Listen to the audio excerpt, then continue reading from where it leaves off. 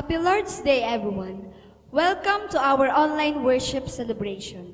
Sa araw pong ito, wala po tayong ibang gagawin kundi pasalamatan at awitan ang ating Panginoon. Damhin mo ang presensya ng Diyos at lahat ng papuri ay nararapat lamang sa Kanya. Sige po, tayo po'y magpuri sa ating Diyos na buhay.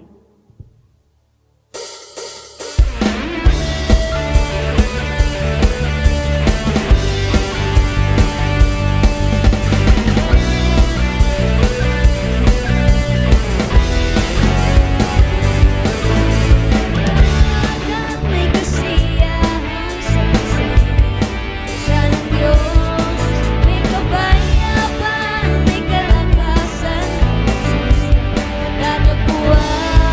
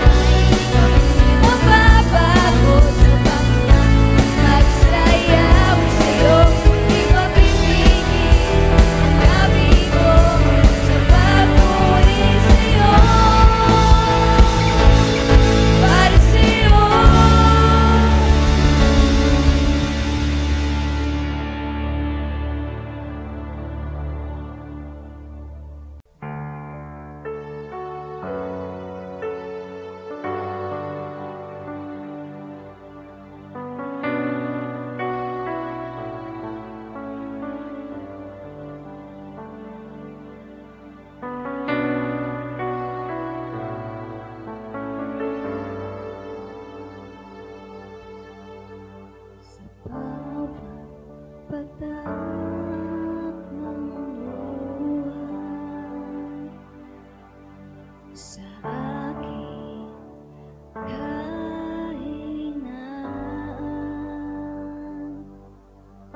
sa bawat tuhod at panalangin.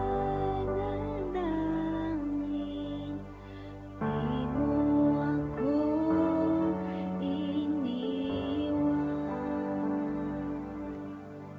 Jesus, ika'y nariyan. Itataas ang aking mga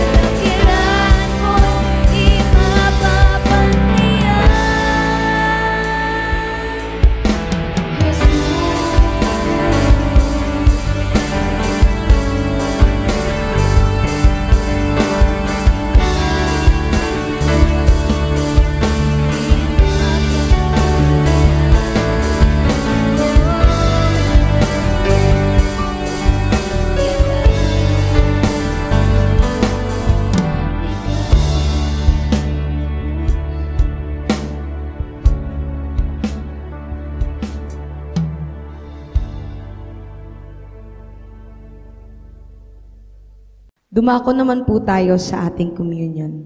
Sabi po sa unang Korinto, Kabanata 11, talatang 26, sapagkat sa tuwing kanin ninyo ang tinapay na ito at inumin ninyo ang saro, ay inihahayag ninyo ang pagkamatay ng Panginoon hanggang sa dumating siya. Ang pag-alala sa pagkamatay ng ating Panginoon ay nagsasaad ng pagmamahal niya at sakripisyo sa krus upang ikaw ay lumaya at upang bayaran ang lahat ng ating kasalanan. At sa atin pong pagtanggap ng tinapay at sarong ito, tayo po'y manalangin sa ating Diyos. Sige po, iyuko po natin ang ating mga ulo, ipikit ang ating mga mata at manalangin po tayo. Panginoon, sa pagtanggap po namin ng tinapay at sarong ito bilang pag-alala ng iyong katawang binayubay at sarong nagpapaalala ng dugong tumulon doon sa krus ng Kalbaryo, kami po'y nagdideklara na sa pagtanggap namin ng tinapay at sarong ito, kasama mong ibibigay ang kasaganaan, kalayaan at kagalingan sa lahat ng aspeto ng aming mga buhay. Dahil sinabi mo sa iyong salita na sa latay at dugong tumulo, magandang buhay ay aming tinamo.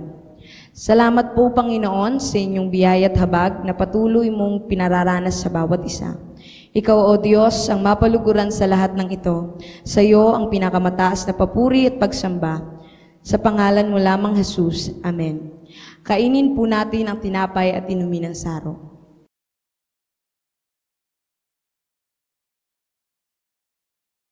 Dumako naman po tayo sa ating pagbibigay. Sabi po sa pangalawang Samuel, Kabanata 24, talata 23, nang maibigay niya ang lahat ng ito ay tinugtong pa niya. Maging kalugod-lugod nawa ang inyong handog kay Yahweh na inyong Diyos. Mga kapatid, magbigay tayo ng nararapat sa ating Diyos, sapagkat hindi siya kung sino-sino lamang. Dahil siya ang ating Diyos na makapangyarihan na nagbibigay ng ating pangangailangan. Kaya't huwag tayong matakot na ibalik ito sa Kanya at gayon paman hindi siya tumitingin sa salapi. Bagkus sa puso ng isang tao kung totoo bang nagbibigay o hindi. At sinusuri ng Diyos kung gaano kalaki ang iyong pagtitiwala at pananampalataya sa Kanya.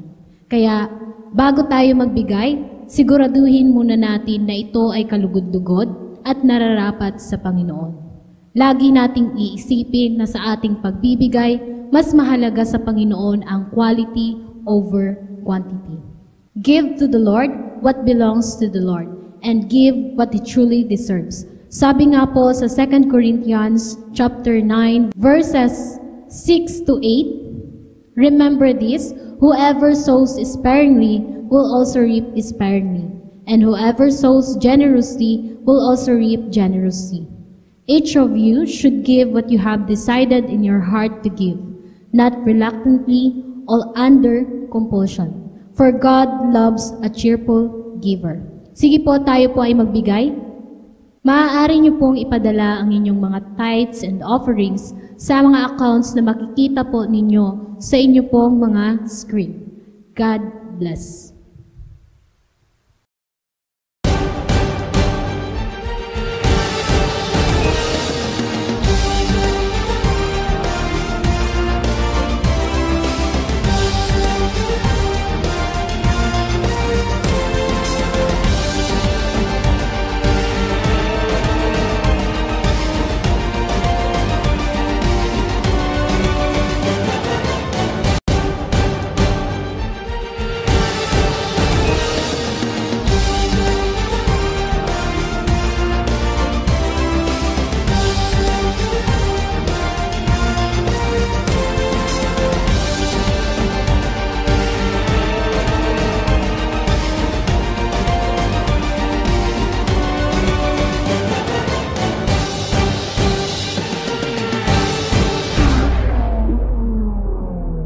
Happy Lord's Day po sa ating lahat mga kapatid. Welcome po sa ating church celebration at sa ating online worship celebration.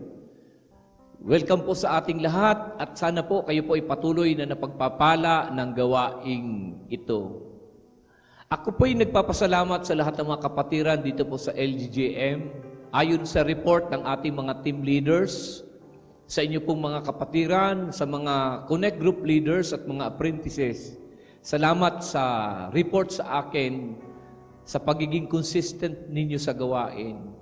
Sana po ito po'y magtuloy-tuloy na ang mga kapatiran ay nagpapatuloy sa paglilingkod at sinusuportahan ang ating connect groups during weekdays.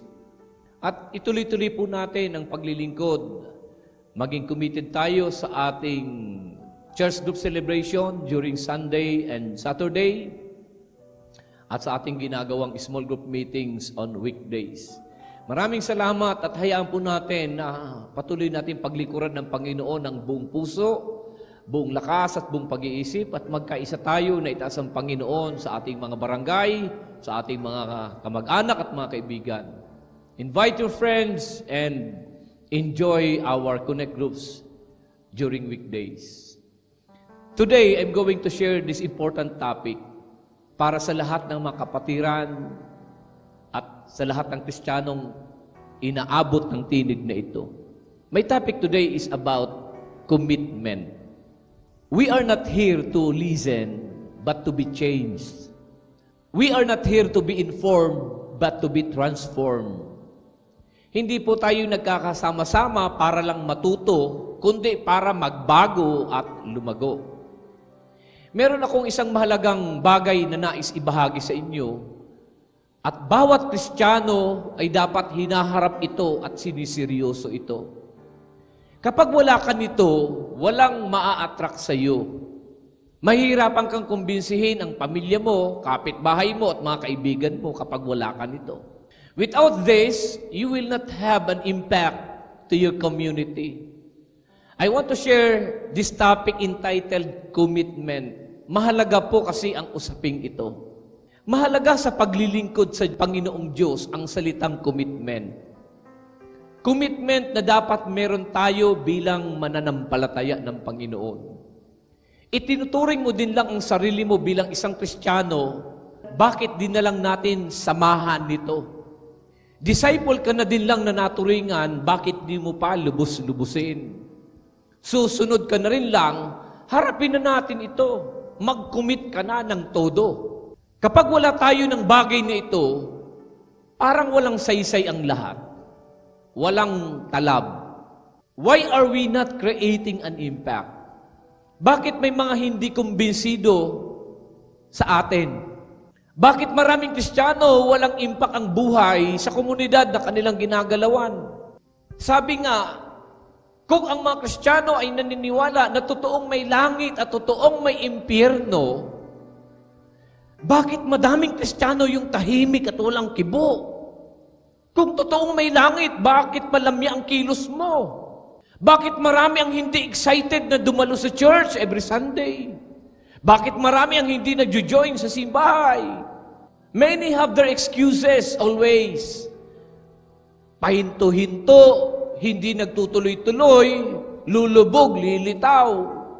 Minsan may mga Kristiyanong parang laging baguhan, parang laging newcomer, bihira mong makita sa church. Parang turista lang, namamasya lang. The answer is tragically simple. May mga taong nagdesisyon na paniwalaan at tanggapin si Jesus, ngunit hindi talagang tunay na nag-commit ng kanilang buhay para sa Kanya. Nagdesisyong paniwalaan ng Diyos, ngunit walang commitment na ibinibigay sa Panginoon.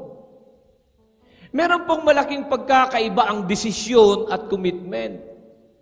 May pagkakaiba ang pagpapasya at pagtatalaga. Bakit maraming broken marriages and broken relationships? Many couples made a decision but did not make a commitment. Bawat taong nagpakasal ay gumawa ng pagpapasya. Every person who married made a decision, but not everybody made a commitment. They did not truly commit their lives to each other. Bakit madaming hindi nakakapagtapos ng pag-aaral? Dahil ang desisyong ginawa ay hindi nilakipan ng commitment. Kaya nung nahirapan na sa mga assignment, nung may mga struggle na sa school, basta na lang umaayaw. Hindi mo ikinumit ang sarili mo na kahit anong mangyari, magtatapos ka. The reason that the church is not making an impact in our society is that many church members made a decision about Christ but have not made a commitment to Christ. Kaya may mga Kristiyano, basta lang iiwan ng church. Kapag ka nagka-problema, kapag may pinagdadaan ng pagsubok, basta na lang iiwanan ang gawain. Basta na lang iiwanan ng simbahan, iiwanan ng kanyang pastor, iiwanan ang kapatiran. They made a decision to follow Christ, pero hindi nilikipan ng commitment. Kaya kapag nahirapan, bigla na lang aayaw, bigla na lang uurong, lulubog at mawawala. Mga kapatid, kailangan natin ng commitment. Kapag pinatakbo ng piloto ang higanting eroplano sa runway, there is a certain point where staying on the ground is no longer an option. When he crosses the line, he is committed to the air. He must take off or a disastrous crash is imminent. The pilot can no longer change his mind. He is committed. Unfortunately, maraming Kristiyano sa simbahan hindi nagte-take off. Ang pagsunod ay bigay-bawi. Ang pagsamba ay urong-sulong. Ang pagtitiwala ay atras-abante. Hindi makapagtuloy-tuloy, pabago-bago, patago-tago, pahinto-hinto. Hindi maka-take off sa paglibad. We have to soar up high like the eagles. We have to fly with different altitude. Iba tayo kaysa iba, kapatid. Kailangang mahalata ka ng mga kasama mo na iba ka na. Hindi na ikaw yung dati, na pabago-bago, pahinto-hinto, paredors-redors. Meron ang pagbabago na dapat nakikita sa iyo at sa buhay mo. We have to mount up with wings like the eagles. Kailangang mag-take off tayo. Meron din namang mga Kristiyano na planong mag-take off, gustong mag-take off, hoping to take off, aiming to take off, wanting to take off. But tragedy of tragedies, they have never get off the ground. Puro ka nalang plano, puro plano. Gustong mag-serve, gustong magpagamit, gustong maglingkod, puro hanggang plano lang. Hindi maka-take off. Hindi makapag-umpisa, hindi makapag-commit talaga. Ito ang ating hamon sa atin, mga kapatid, ngayong araw na ito. Get off the ground. Commit. Kung mainit ka, magpakainit ka. Kung maglilingkod ka, maglingkod ka. Kung masigla ka, magpakasigla ka. Kung malakas ka, magpakalakas ka. Kung masipag ka, magpakasipag ka. Kung magpapagamit ka, magpagamit ka. Wag lang puro plano. Aiming to take off, but never get off the ground.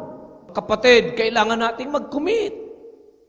Kailangan may desisyon kang gagawin at may pagtatalaga kang gagawin. Sabi ng Biblia, I beseech you therefore, brethren, by the mercies of God, that you present your bodies a living sacrifice, holy, acceptable to God, which is your reasonable service. And do not be conformed to this world, but be transformed by the renewing of your mind, that you may prove what is that good and acceptable and perfect will of God. Romans 12:1 and 2. Present is a technical Greek word used for offering a sacrifice. It is a voluntary act. Believers are told that they are to present themselves as a living sacrifice. With the understanding that there is no such thing as partial sacrifice or partial commitment. Mga kapatid, walang partial commitment, walang partial sacrifice. Kung magkukumit ka, mag-commit ka. You are either committed or not committed at all. Partial sacrifice is not possible. Nagkwentuhan ang magkakaibigang baboy, manok at baka. Sabi ng isa, magbi-birthday na ang amo natin. Bakit di natin regaluhan para maging masaya ang amo natin? Anong ireregalo natin? Tanong ng baka. Sabi ng manok, regaluhan natin siya ng itlog, ng ham at gatas ng sariwa. Okay ako dyan, sabi ng baka. Ikaw, baboy, okay ba sa'yo? Alam mong sagot ng baboy, ang ibibigay niyong dalawa ay isang simpleng kontribusyon. Kunting ere, may mainit na itlog. At kunting piga, may sariwang gatas na maibibigay. Pero sa akin, para makapagbigay ng ham, kailangang ibigay ko ang buong pagkababoy ko. Sa inyo, donasyon. Sa akin, total commitment. The pig somehow understood that it is not possible to offer partial sacrifice or partial commitment. In one way, you can express your love for God by being committed to Him. This is what love is really all about. Commitment. Importante ang commitment, kapatid. Loving God is all that matters in this life. And we have to commit ourselves for this. This is our life's purpose. Ang i-commit ang ating buhay sa paglilingkod sa Diyos. There are two great days in life. The day you were born and the day you discovered why. The very reason of our existence is to commit to love God. Madaming tao umiikot ang buhay sa kanilang mga goals. To become like this, to become like that, to have this and to have that. Paikutin mo ang buhay mo kay Kristo araw-araw. 365 days a year, 24/7. Sa Kanya dapat umiikot ang buhay natin. You don't really love somebody unless you are committed to their best. Nothing significant ever happens in life without commitment. Your commitment determines your future. Hindi ka matatalo kapag nag-commit ka ng buhay mo sa Panginoong, kapatid. You can't lose by being committed to God.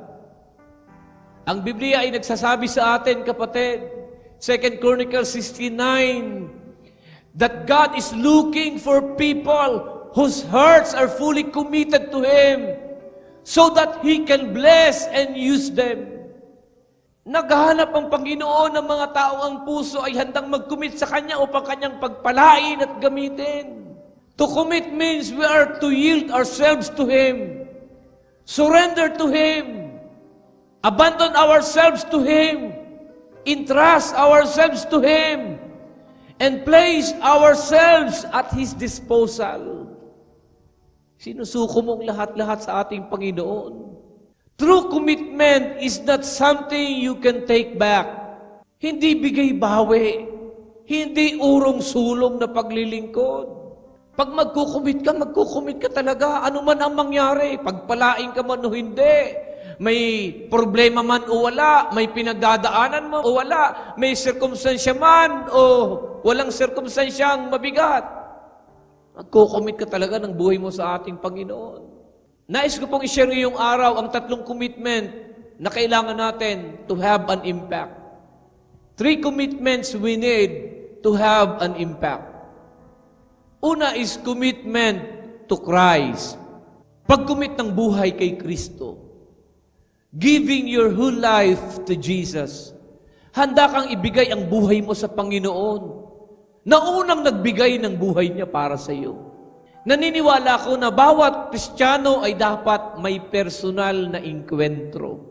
Dapat meron kang personal na karanasan, personal na inkwentro sa ating Panginoon. Doon ka magsisimula, kapatid. Kapag may personal na inkwentro, doon mo maibibigay ang buhay mo.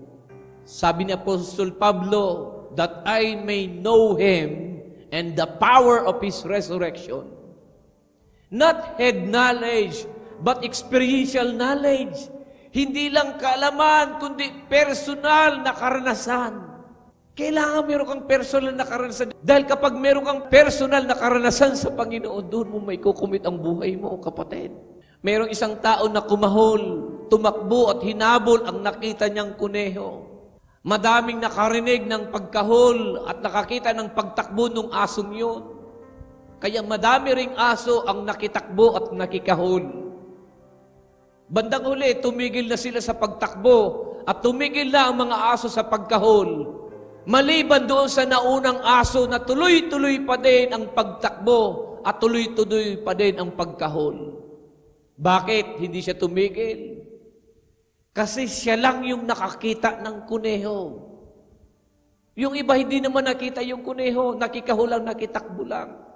Kapatid, dapat meron kang personal na karanasan sa Panginoon. Dapat meron kang personal na enkwentro at doon ka makapagbibigay ng buhay mo. Ang enkwentro mo sa Diyos ang magpapatuloy-tuloy sa iyo. Ang mga nakagawa ng malalaking bagay sa Diyos ay yung mga nakaranas ng personal na enkwentro. Sabi nga, a man with an experience is never under the mercy of a man with an argument. Sabi ng ateista, there is no God, there is no God. Sinabi niya ang kanyang pananaw na walang Diyos, na walang Diyos. Kung may Diyos, bakit ganito? Kung may Diyos, bakit may ganyan? Kung meron mang Kristiyanong naniniwala na may Diyos, magpaliwanag siya na may Diyos. Merong isang Kristiyanong nagtaas ng kamay. Sabi ng ateista, I perceive that you are a Christian. Sige, halika dito. Paliwanag mo kung may Diyos talaga. Pero imbis na magpaliwanag, dumukot siya ng kanyang saging. Isang hinog na saging. Sabi ng ateista, dito ka pa ata mag-merienda. Kainin mo muna yung saging mo. Sa harapan ng ateista at ng mga tao, binalatan niya ang saging, kinagat, nginuya, nilunok, inubos ang buong saging. At matapos kainin ang saging niyon, tinanong niya ang ateista, does it taste good? Masarap ba yung kinain kong saging? Nagalit yung ateista, bakit? Akong tinatanong mo, ikaw ang ngumuya, ikaw ang kumain. Sabi ng mamang Kristiyano, there I prove the existence of God. I have tasted Him. Natikman ko ang kabutihan ng Panginoon. Sabi ng Bible, taste and see that the Lord is good. It is one thing to see the goodness of God, and it is another thing to taste it yourself. Dapat ikaw mismo nararanasan mo ang pagkilos ng Panginoon. Ikaw mismo nararanasan mo ang kabutihan ng Panginoon. Mahalaga ang dalawang bagay nito, ang karanasan at kaalaman. Kapag meron kang personal na karanasan at kaalaman sa ating Panginoon, you can give your life to Him fully. Give your life to Jesus. Be attracted to Him. Love Him. Commit your life to Him. You cannot follow Christ if you are not attracted to Him. Kailangan yung kapatid. Sabi ng isang disipulo, to whom shall we go? You have the words of eternal life. Saan po kami pupunta, Panginoon? Nasa iyo ang salita na nagbibigay ng buhay. Kailangan nating magkaroon ng desire. There must be desire in serving God. There must be desire in the Word of God. Desire, delight. I-enjoy mo ang paglilingkod. I-enjoy mo ang salita ng Diyos. I-enjoy mo ang ginagawa mong pagkanta, ang ginagawa mong pananalangin, ang ginagawa mong pagdalo. Kailangan ang desire, kailangan ang delight, at kailangan ang dedication. Kailangan dedicated ka. Kailangan committed ka. Dahil kapatid, hindi laging puro saya, hindi laging puro ginhawa, hindi laging pagpapala sa paglilingkod. May lungkot din, may pagsubok din, mayroon ding hirap, may pagluha din, may panahon din sa buhay ng Kristiyano na makulimlim, may bagyo, may problema, may mga trials ang buhay. Commit, dedicate your life to Him. Hindi umayaw ang Panginoon dun sa cross. Kahit sobrang hirap at dusa, sinampal, hinubaran, dinuraan, ang daming pahirap na kanyang dinanas, kinurunahan ng tinik, pinahirapan ng todo. Hindi siya umayaw kasi ang naiisip niya ay ikaw. Kinumit ng Panginoon ang buhay niya sa iyo. Kaya sana mga kaibigan, mga kapatid, sa panahon na sinusubukan ka din, sa panahon na nahihirapan ka din, sa panahon na may pagsubok ka, sa panahon na nahihirapan ka, sa mga panahon na may pinagdadaanan ka, huwag ka ring umayaw. Huwag mo ring ayawan ng Panginoon. Huwag mo ring iwanan ng Panginoon. Hindi ka inayawan ni Lord. Huwag mo rin siyang ayawan. That is commitment to Christ, no matter what. You are ready to love Him. Handa mo siyang mahalin. Sabi nga ng kanta, I've made my decision. I'm going all the way. I'm going all the way with the Lord. Go all the way with God. Go all the way with the Lord. Hindi siya umayaw sa krus. Huwag mo rin siyang ayawan, kapatid. Walang iwanan. Laban kong laban. Walang uurong. Lahat sulong. Tapikin mo ang balikat ng katabi mo. Sabihin mo, laban lang. Laban lang. Commitment to Christ is important. To have an impact sa pagiging Kristiyano mo. Gusto mo magkaroon ka ng impact? Bumilib ang kapitbahay mo, bumilib ang kapamilya mo, bumilib ang kaibigan mo sa iyo. Commitment to Christ is necessary. Di ka umaayaw kay Lord. Pangalawa is commitment to your personal growth. Commitment to your personal growth. Choosing to grow spiritually and become more and more like Jesus Christ every day in our character. We are called not only to be Christians, but to be disciples. We are called not only to believe, but to become. All Christians must be disciples. Dapat lahat tayo mga Kristiyano maging mga disipulo, tagasunod ni Kristo, follower of Jesus. Pero nakakalungkot, kapatid, hindi lahat ng Kristiyano ay disipulo. Karamihan ng Kristiyano, churchgoer lang kapag linggo. Pag uwi ng bahay, nandun sa tungkitan, nandun sa sugalan, nandun sa inuman. Hindi talaga follower ni Jesus. Stop being a churchgoer. Be a disciple of Jesus. A follower of Jesus. Ang tunay na disipulo ay may tatlong katangian. Una, nagtatransform ang buhay. May patotoo ng pagbabago. Nagiging doer of the word ng Panginoon. Kung anong sinasabi ng Biblia, ginagawa. Nagliliwanag ang patotoo ng kanyang pagiging Kristiyano at nagkukumit sa misyon. Kapatid, kapag churchgoer ka lang, niyakap mo na nga ang Biblia, nagsisimba, kumakanta, kaya lang paglabas ng simbahan, punta sa inuman, punta sa sugalan, punta sa sabungan, no change life at all, no transformation. Dapat nagbabagong buhay at nagbubungang buhay. Disciples are learners. Do not stop learning. Disciples are followers. Learners. John 8:31, if you continue in my word, then you are my disciples. Dapat tayo ay sumusunod sa salita ng Diyos. Disciples are growing. Do not be satisfied with milk, but also with solid food. Disciples are followers. May pinapakinggan, may sinusundan, nagpapakorek, nagpapahubog. Handa kang pakorek, handa kang pahubog.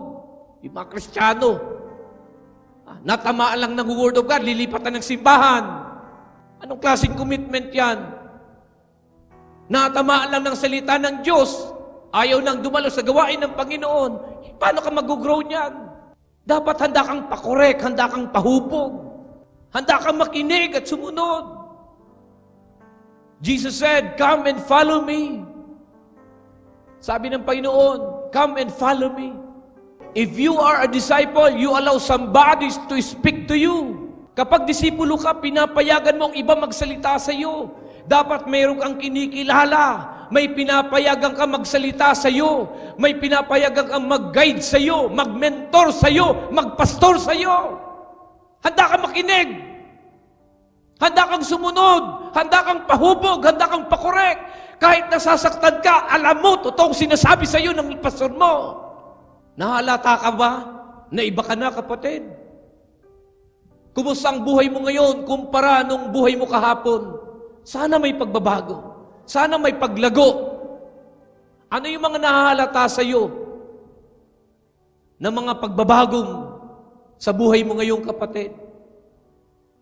Yung dati mong kinahihiligan, yung dati mong pinupuntahan, yung dating mga taong sinasamahan, yung dati mong kinasanayan, madami na bang nagbago sa iyo?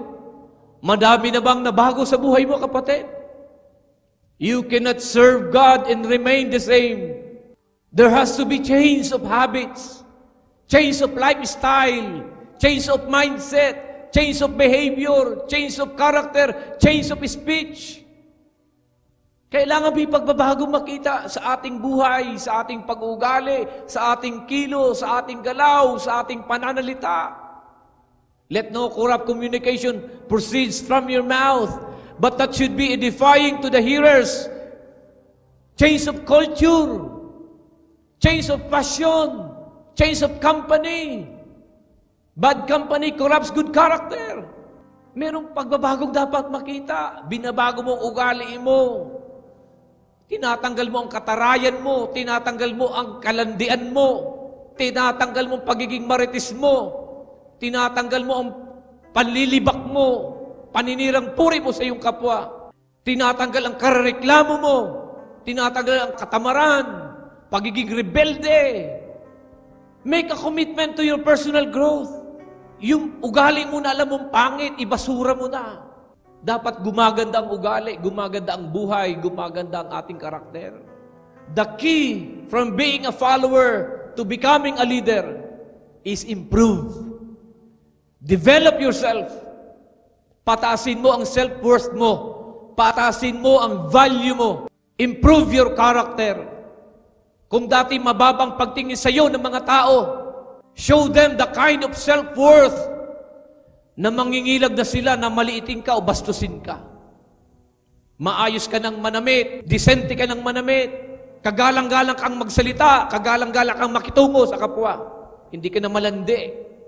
Pinipili mo na ang sinasamahan mo. Inaayos mong buhay mo. Pinipili ang sinasamahan. I-try mong sumama sa mga may bisyo, kilala na mahilig sa alak, sa pag-inom, kung sino-sinong kasama mo. Yun din ang magiging tingin ng tao sa iyo.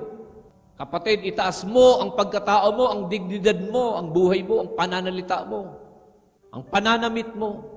Commit yourself to personal growth. Darating ang panahon na may mga tao kang tatanggihan at hindi mo na pakikisamahan. Pipiliin mo na yung sasamahan mo, pipiliin mo na yung lugar na pupuntahan mo, pipiliin mo yung damit na susuotin mo. Kailangan mong magbago at ngayon na, kapatid.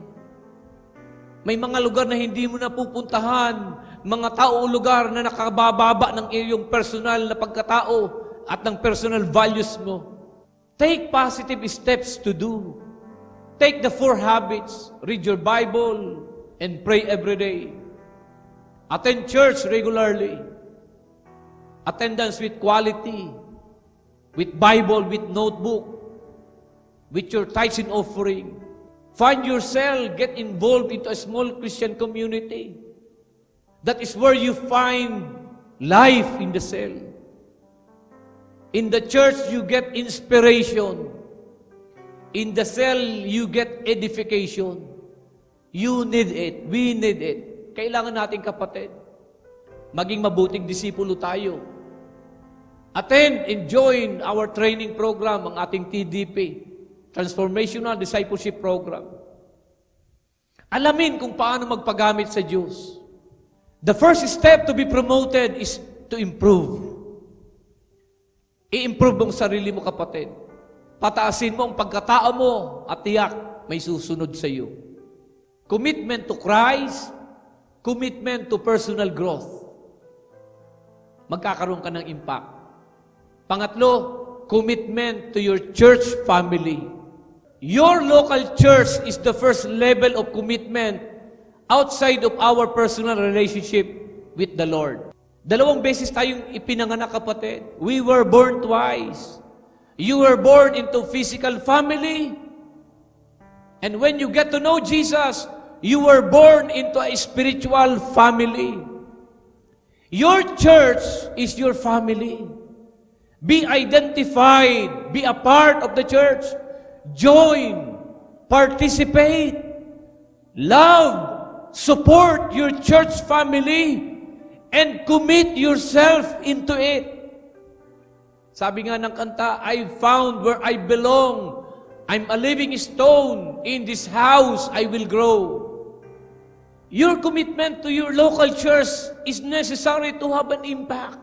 Hindi yung pabago-bago, palipat-lipat, kung saan-saan, para kang butterfly, aaten dito, aaten doon, lilipat dito, lilipat doon. Hindi ganoon, kapatid. Be planted in the house of God. Meron bang pananim na tanim-bunot, tanim-bunot? Itatanim dito, bubunot, tatanim doon, bubunot, tatanim naman sa kabila. Hindi ganun, kapatid. You must be committed to your local church, to your church family. At kahit hindi perpekto ang local church mo, ginagamit ng Diyos yan para sa pagbabago mo. Ginagamit ng Diyos yan bilang major avenue to accomplish His work and to grow you. The church gather for worship, for teaching, praying, fellowship, discipleship to empower you. Nagtitipon-tipon tayo sa lokal na simbahan upang tayo sumamba, mag-aral, makinig ng salita ng Panginoon, madisipulo, maturuan, masanay, to challenge you, to empower you, to change you, to make you a catalyst of change outside. Sabi ng Biblia, huwag nating kakaligtaan ang pagdalo sa ating mga pagtitipon, gaya ng nakasanayan ng iba. Sa halip, palakasin natin ang loob ng isa't isa, lalo na ngayong nakikita nating malapit ang araw ng Panginoon, Hebreo 10:25. Kailangan ang commitment sa local church. Kailangan yung dumadalo. Kailangan yung sumusuporta. Kailangan ang presensya sa local church. And some people do not see church attendance as a necessity. Kaya maraming Kristiyano pasulput-sulput lang. They see recreation, yard work, sporting events as a necessity. Pero yung church, hindi necessity ang tingin nila. Kaya nga maraming magaling sa lakwatsa, tamad sa pagsamba. Kapag kwarta, burarat ang mata. Kapag sa church, piyong ang mata. Mas madaling yakagin sa pasyalan kaysa sambahan. Be committed to your church family. Get to know the people. Get involved in small groups. Get involved in the church family. Get involved in your simbahay, in church training and discipleship, in our church celebration. To have an impact, commitment in the church demands loyalty. When you criticize your church to the outside community, you are shooting your own foot. Who is going to come with you to a church you have torn down in the hearing? Church mates, church leaders, workers, and even your pastor, they are not perfect. Neither are you. Pero kahit hindi perfecto ang mga tao sa paligid mo, sa simbahan na kinabibilangan mo, ginagamit yun ng Diyos sa paglago mo, kapatid. The church should be treated as home, not as a waiting shed. Ituring mo ang simbahan, ituring mo itong bahay mo at tahanan mo na hindi mo dapat iniiwan. Commitment in the church also means actively using your talents, your gifts, your potentials. You have to serve various ministries of the local church. Dapat nagpapagamit ka din sa ating Panginoon. Yung potential mo, yung abilidad mo, yung regalo mo, yung kakayahan mo. Kakayahan mong magturo, kakayahan mong sumayaw, kakayahan mong mag-imbita. Lahat ng kakayahan mo. Dapat meron kang ministry na ginagawa mo sa local church. Help others find their way back to God. Invite others. Help others grow in God. Use your talents, your gifts to help other people come near to God. Sabi ng Biblia, tumanggap tayo ng iba't ibang kaloob ayon sa kagandahang loob ng Diyos. Kaya't gamitin natin ang mga kaloob na yan.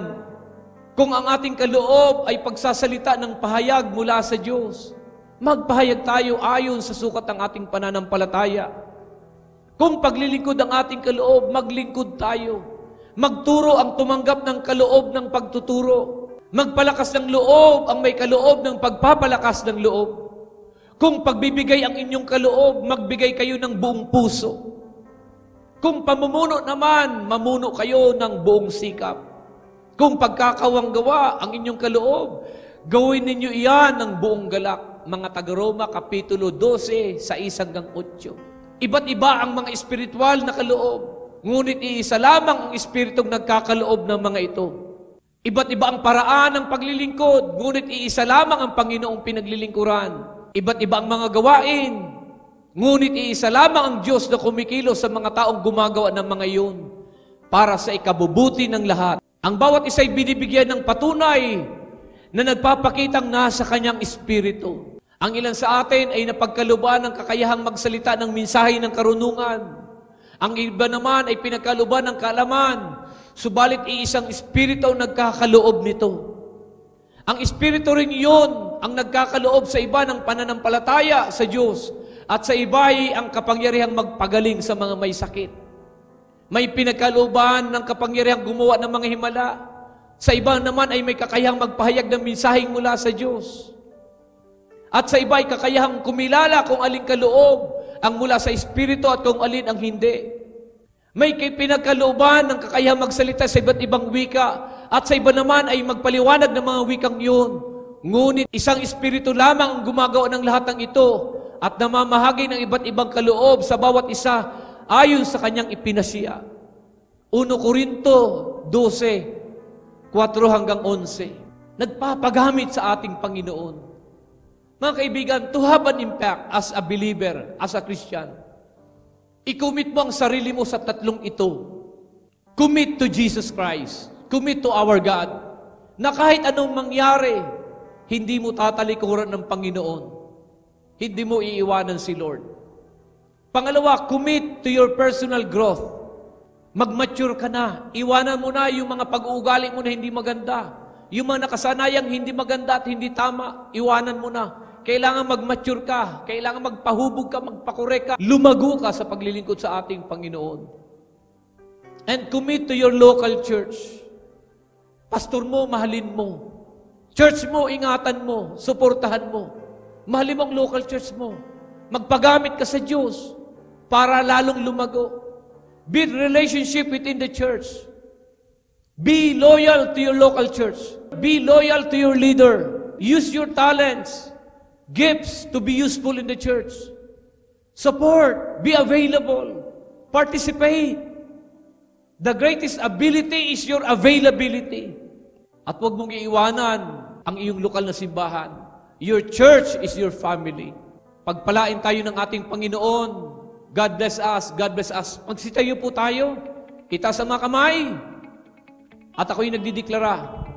Ang kapayapaan ng Panginoon ay sumaating lahat. Ang panatag na puso, ang matiwasay na pag-iisip, ang masayang kalooban at malakas sa pangangatawan, ang pinagpalang buhay at kabuhayan ay dumalay sa iyo at sa iyong sambahayan. Pakaingatan ka ng Diyos sa isang buong linggong darating at ang kapayapaan niya maghari sa atin. Tanggapin natin lahat ito sa pangalan ng Ama, ng Anak at ang Espiritu Santo. Lahat ay magsabi ng Amen. God bless you. God bless you.